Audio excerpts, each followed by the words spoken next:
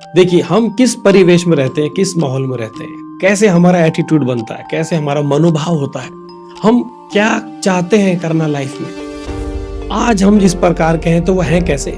देखिए, पीछे हमारा कल्चर क्या है, हम किस एनवायरनमेंट पर रहते हैं, हमारा एक्सपीरियंस क्या है, हमारी एक्सपेक्टेशन क्या है, ये सारे माहौल हमारा एटीट्यूड बनाती है, हमारा मनोभाव बनाती है। उसी से हमारे व्यक्तित्व का निर्माण होता है। अब हमको ये जांच करनी है कि हमारी इन सब चीजों को मिलके हमारी धारणा, हमारा पैराडाइम क्या है, क्या उसे बदलने की जरूरत है, क्या वो सही है। तो ये जांच हमें स्वयं करनी है अपने आप के बारे में। देखिए, मैं एक छोटी सी कहानी सुनाता हूँ, समझना इस बात को, ये बहुत पॉजिटिव बात है। देखिए, एक रमेश नामक एक व्यक्ति था, वो रोज अपने घर में पूजा करता था। अब उसके बच्चे सब देख रहे हैं, बचपन से देखते हैं, सभी घर में पूजा करते हैं ना, भगवान से प्रार्थना करते हैं, वो भी करता था। लेकिन अब उनके घर में एक बिल्ली थी। अब जब भी वो पूजा करते रमेश जी, तभी क्या होता, वो बिल्ली कहीं किचन में कूद रही है, इधर जा रही है, उधर जा रही है, कोई सामान गिरा देती है, बर्तन गिरा देती है, तो उससे क्या डिस्टर्ब होता था उनको बड़ी तकलीफ होती थी। तो उन्होंने क्या करना शुरू किया, जब भी वो रोज पूजा शुरू करते, भगवान से प्रार्थना करते थे, तो पहले बिल्ली को बांध देते थे कहीं।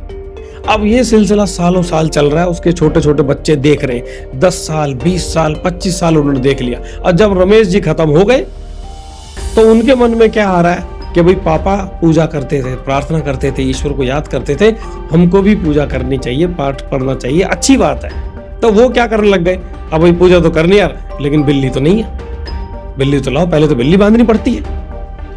तो समझे, हम जो देख रहे हैं, जो कर रहे हैं, क्या वो सही है हमारी लाइफ में। पहले कभी जो करते थे हमारे पूर्वज, जो उन्होंने किया, वो किसी कारणवश होगा, उसकी कोई वजह रही होगी, हमने उसी को मान लिया कल्चर, परंपरा, कि ये ऐसा ही है, ऐसा ही करते। तो ये हमारी धारणा बन गई है कि जब भी पूजा करें तो बिल्ली को बांधो। अरे भाई, उस समय एक रीजन था, कोई कारण था, क्या आज उसकी जरूरत है? तो ये हमको समझना पड़ेगा। इसी को बोलते हैं हमारी धारणा में परिवर्तन करना, पैराडाइम शिफ्ट होना, हमारा मनोभाव बदलता है।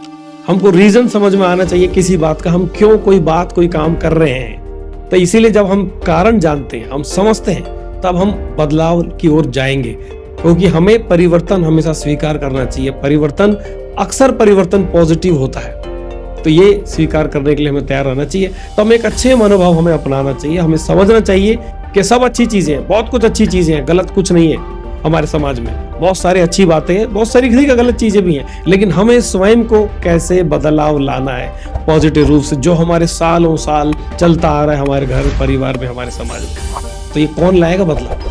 आप ही लेकर आएंगे बदलाव, आप और हम मिलके ये बदलाव लाएंगे। आइए अपना पैराडाइम शिफ्ट करें।